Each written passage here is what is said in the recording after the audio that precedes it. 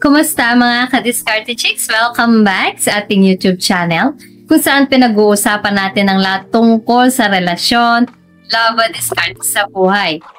Ka-Diskarte Chicks, ilang beses na ba nating pinag-usapan ang mga diskarte sa pag-ibig?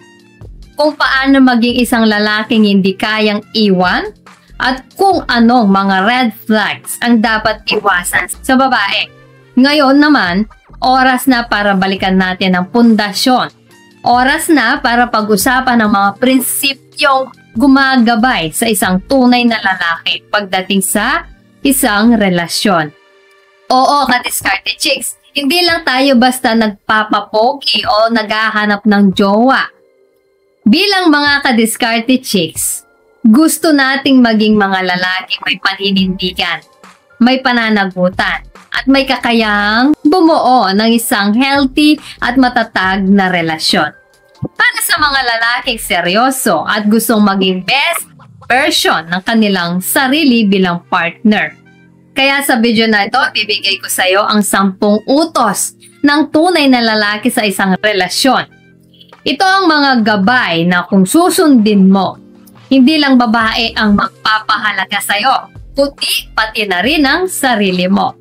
Pero bago tayo magsimula, i-comment mo muna kung taga saan ka para malaman ko naman kung hanggang saan ang abot ng ating diskarteng usapan. At syempre, huwag mong kalimutang i-like ang video na to, mag-subscribe at i-hit ang notification bell para updated ka sa mga love tips nating tuwing may bagong upload. So, ready ka na ba? Tara, simulan na natin ang mga utos na to.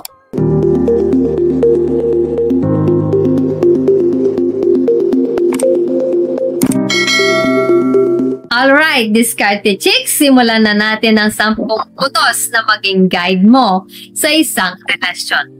Hindi ito basta-basta listahan, kundi mga prinsipyo. Number 1, igalang mo ang babae sa salita at gawa. Unang-una at pinakamahalaga, ka-Diskarte Chicks, ang tunay na lalaki ay may respeto sa babae. Hindi lang sa kasintahan, kundi sa lahat ng babae. Hindi siya bastos magsalita, hindi siya nangmamaliit, at lalong hindi siya nananakit. Ang respeto ang pundasyon ng lahat ng bagay. Kung wala ito, walang silbi ang lahat. Ipinapakita mo ito sa kung paano mo siya kausapin, tratuhin, at protektahan. Number 2, maging tapat at sincere sa kanya palagi. Walang lusot ang pagiging sinungaling o manloloko. Diskarte Chicks, ang tunay na lalaki ay tapat sa mga pangako niya, sa nararamdaman niya, at sa kung sino siya. Hindi siya nagpapanggap. Ang sincerity ay nagbubunga ng tiwala. At ang tiwala, ang semento ng relasyon. Kung malaman niyang nagsisinungaling ka, mahirap nang ibalik ang tiwala niya. Number 3, magbigay ng tiwala at huwag siyang sasakalin. Kabaliktaran ng selos na walang basehan. Diskarte Chicks, ang tunay na lalaki ay nagbibigay ng tiwala. Alam niya na may sariling buhay ang babae. May sariling kaibigan at may sariling space. Hindi siya masyadong clingy o overprotective. Ang pagbibigay ng tiwala ay nagpaparamdam sa babae ng kalayaan at doon mas lumalalim ang koneksyon. Ito ay senyales ng maturity at seguridad mo sa sarili. Number 4, panindigan mo ang bawat pangako at salita. Ang salita ng tunay na lalaki ay batas. Diskarte Chicks, kung nangako ka, tuparin mo. Kung may sinabi ka, panindigan mo. Hindi ito tungkol sa pagiging matigas ang ulo. Hindi sa pagiging reliable at mapagkakatiwalaan. Ang pagiging consistent sa iyong mga pangako ay nagpapakita ng commitment mo sa relasyon at sa babae. Sandali lang mga ka-Diskarte Chicks, bago po tayo magpatuloy, nakapag-subscribe ka na ba? Baka naman, i-hit mo na ang subscribe button. Ngayon na! As in now na. para mas marami pa tayong madiskarte pag-uusapan sa susunod. Sa number 5, maging tagapakinig at taga-suporta sa bawat panahon. Hindi lang ikaw ang dapat marinig. Diskarte chicks, ang tunay na lalaki ay marunong makinig ng walang paghusga. Handa kang makinig sa problema niya, sa dreams niya, at sa frustrations niya. At higit sa lahat, maging taga-suporta ka sa lahat ng pangarap niya. Hindi siya kailangan ng kritiko, kundi ng kakampi. Number 6, irespeto mo ang kanyang pamilya at mga kaibigan. Hindi lang ang babae ang minamahal mo. Sa diskarte chicks, minamahal mo rin ang mga tao mahalaga sa kanya. Ang tunay na lalaki ay nagpapakita ng respeto sa pamilya at sa kaibigan ng kanyang partner.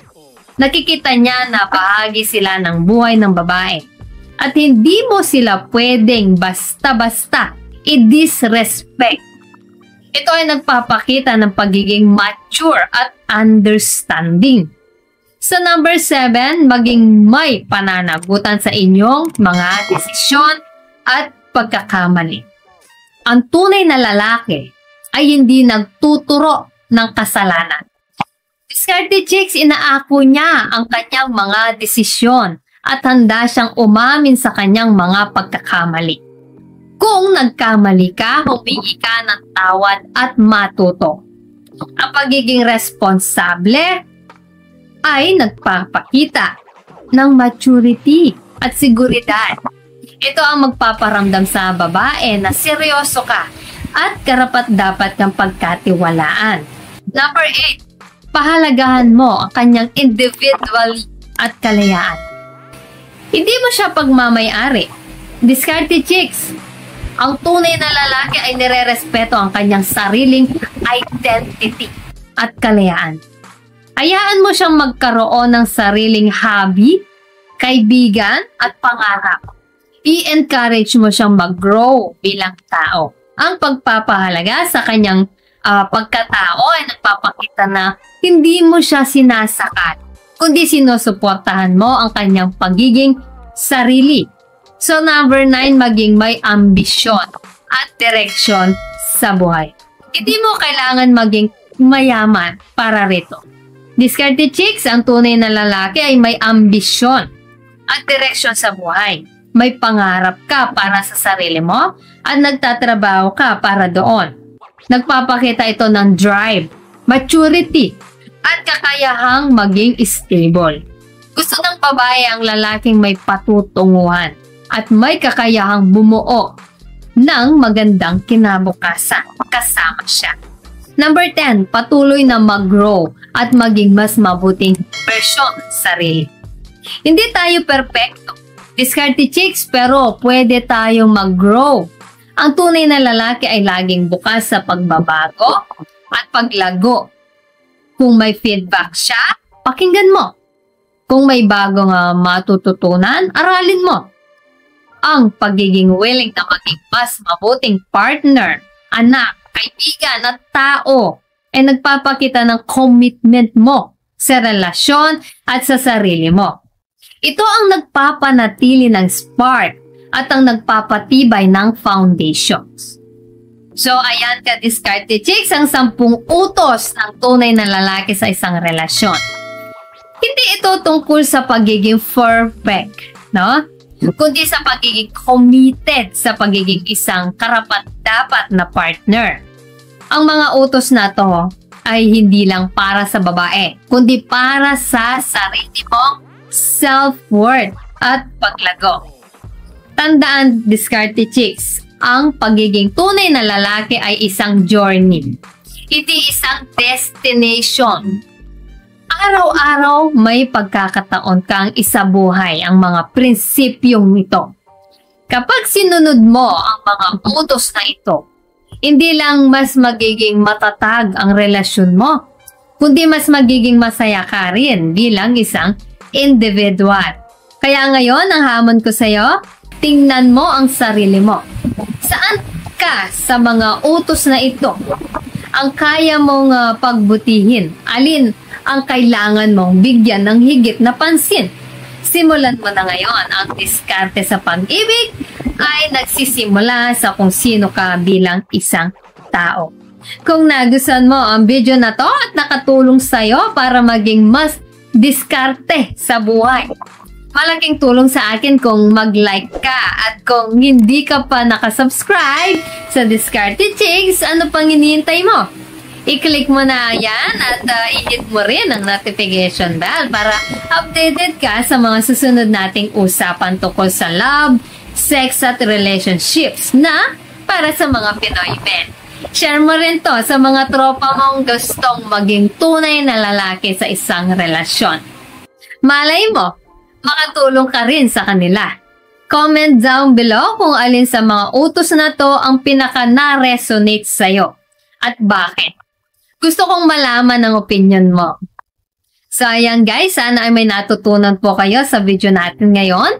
At syempre, shoutout muna sa ating mga masugid na tagapanood na sina Christine San Pascual from Pacific Ocean, Angelito Ocampo ng Batanes, Vicente Cabog, taga Caloocan, Daryl Pascual ng Pasay City, Agent Sako ng Leyte, Lance Kakdak, taga La Union, Sleepy Celo ng Cainta Rizal, Ali Akbar Abaga, Ali Abaga from City of Ilagan, Isabela, Frances Bersabe from Laguna, Francisco Tayaban, taga Ifugao, Roel Casinillo, taga Davao de Oro, James Rosanes ng Alfonso Tagaytay, at kay Roger Gueco ng Pampanga.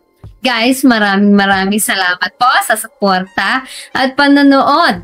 At para naman po sa mga hindi pa na siya shoutout, gusto mong ma-shoutout sa next video? I-comment lang ang hashtag #KaDiskarteChicks at sabihin ko anong topic ang gusto mong pag-usapan natin next. Kung nagustuhan mo ang video na ito, ay huwag kalimutang mag-like, mag-subscribe at i-share ito.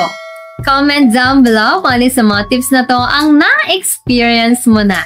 So guys, this is Diskarte Chicks, your love mentor na laging nandito para sa mga diskarteng pag-ibig. Kita-kits sa next video. Maraming salamat sa panonood. Ingat kayo palagi. Let's spread love.